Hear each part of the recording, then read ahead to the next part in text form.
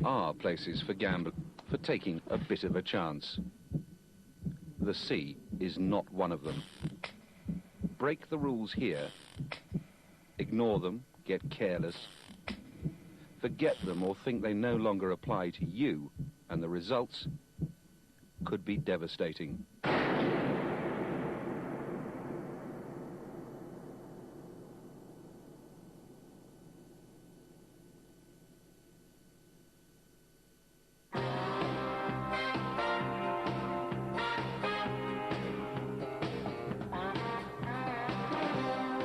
This video is about bunkering, about the transfer of fuel in a marine environment, and it's about the dangers of pollution that go with a routine, day-to-day operation you've done 100 times before.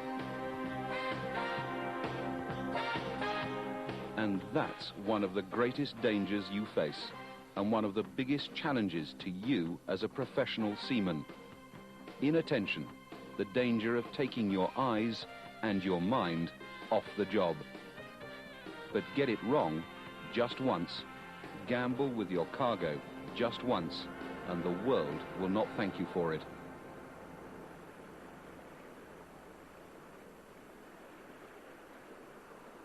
One analysis of all marine insurance pollution claims showed that 37% were caused by bunker spills. Those spills resulted in claims worth tens of millions of dollars. If you're dealing with oil, then you might as well be dealing with dynamite. We have a nomination for you, 450 metric tons fuel oil, 180 centi stoke. So please let me know when you are ready to receive this quantity. In this situation, we're showing a bunker ship dealing with a tanker. The same principles, however, the same risks, apply to ships of all kinds and whatever size. Once bunkering operations are underway, you're faced with two particular potential hazards: spillage, which means pollution, and fire. Tell the crew to be far enough standby for the lines of Valley. Both can be reduced by safe working practices that start before the transfer of fuel oil begins. Perhaps the hardest rule of all, you've guessed it, smoking. Smoking should now be prohibited, and the radar is switched off. All doors and hatches opening topside are closed. This crew don't believe in taking chances. By playing safe, by following local port bunkering regulations, they help reduce risk to a minimum. Hello, how are you? Fine, just you have the papers for okay? No matter what size of ship is involved in the transfer of bunkers, the rules of the business remain the same. With formalities concluded, it's the chief engineer of the customer vessel who now assumes formal responsibility for the transfer operation of fuel aboard his ship. By studying the bunkering checklist, he can ensure nothing is forgotten or overlooked.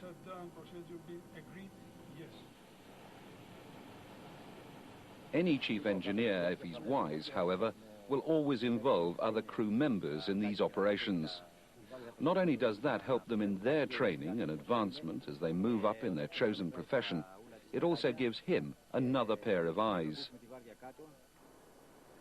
One of the most frequent causes of spillage and accidental discharge on ships of all kinds has its origins in the transfer of fuel to the onboard storage tanks.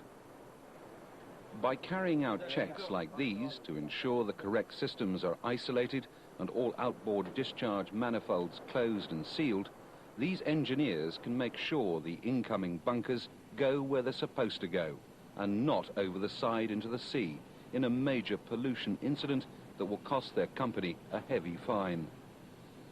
Although it is the master who carries the ultimate responsibility for everything that goes on aboard his ship and risks heavy fines if bunkering operations go wrong, everyone suffers after a pollution incident.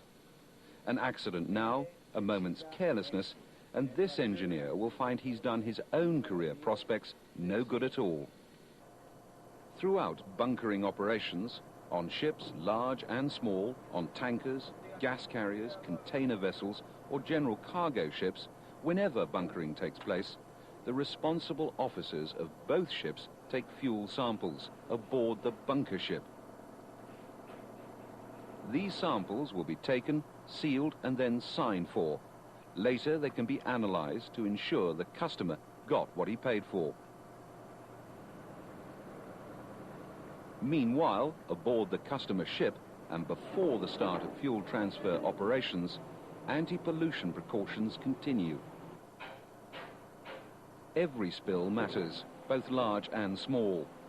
This ship has a routine of preparing for even the smallest, and for making sure that the things they might need are ready and instantly to hand, before the hoses are even connected.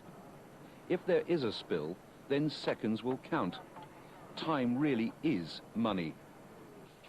Time is money on smaller ships too, on general cargo carriers as well as oil tankers. Every ship, both large and small, must take anti-pollution and fire precautions seriously. So, position fire extinguishers nearby. Locate sawdust bag. Position adequate drip trays. Mops, squeegees and broom to hand. Flake out hoses. Now the customer checks volume and tonnage on board the bunker ship before delivery starts. They'll do so again when delivery is over to verify the quantity transferred. While the deckhand sets up the safety precautions they hope will never be needed, others check that the scupper plugs are in place.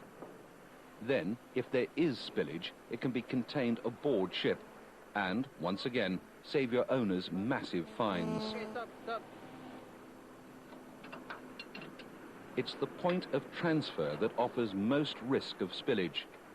All the nuts must be inserted and tightened, first by hand, then by wrench. All other manifold valves must be checked before transfer of bunkers can start. Are they all closed, blank flanged and oil tight? Because if they're not, check. To check costs you nothing, and whether you work on tankers or terminals or somewhere in between, it could still save you a fortune. Yes, we are ready to receive the bunkers. Please start easy, your pump. Easy, your pump.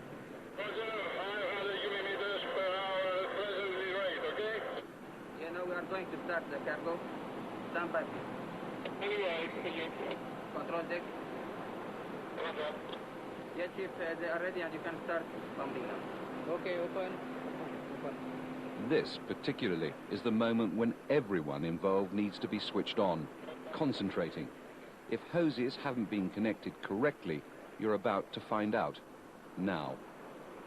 Very low pressure on the beginning, and I will call you back to increase pressure later on, okay? The bunker barge crew starts the transfer slowly. As the flow of oil starts, crews on both vessels check that the hose is dry and tight. The live manifold must never be left unattended during bunkering operations. Okay, we inspect our manifold. There is no any leakage. Everything is okay.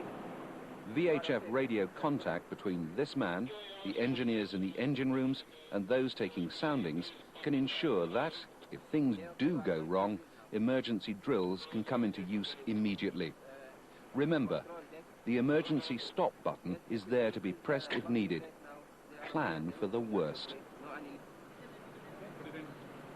Once again, the engineers take nothing for granted. Another check is made now to ensure bunkers are entering the right tanks. At this stage too, ullage levels are all important. No tank should ever exceed 98% capacity to permit expansion of the bunkers to avoid overflow.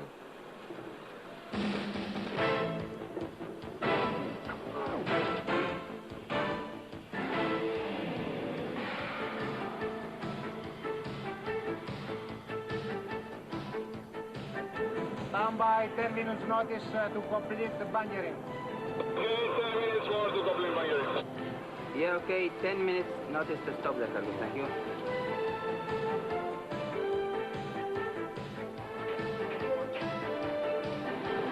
946. Cavalry, stop pumping. Stop pumping.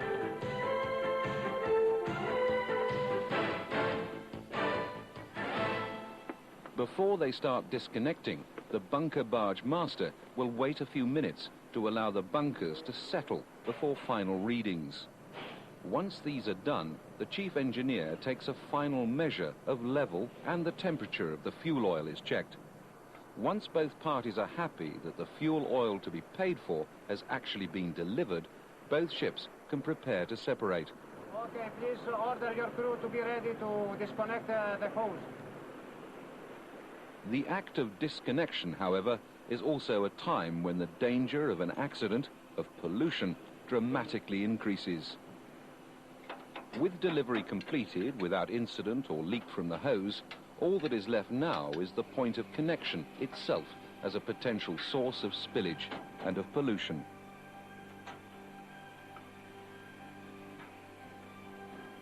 It's the completion of these small but vital tasks, the proper securing of blank flanges and the checking and tightening of all bolts, not just the barest minimum, that makes the difference in this world between the amateur and the professional. Between those crews who are an asset to their ships and those who are a liability. A walking accident just waiting to happen.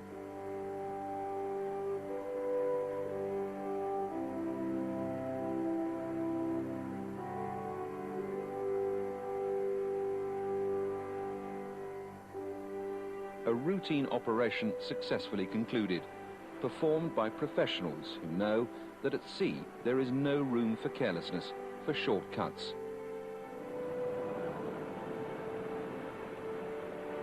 Are you one of them? Or are you one of that dying band of seafarers who still think it's smart to take a bit of a gamble, cut a few corners? If you are, then just remember, sooner or later the odds turn against you. Sooner or later, your luck will run out. Life's like that.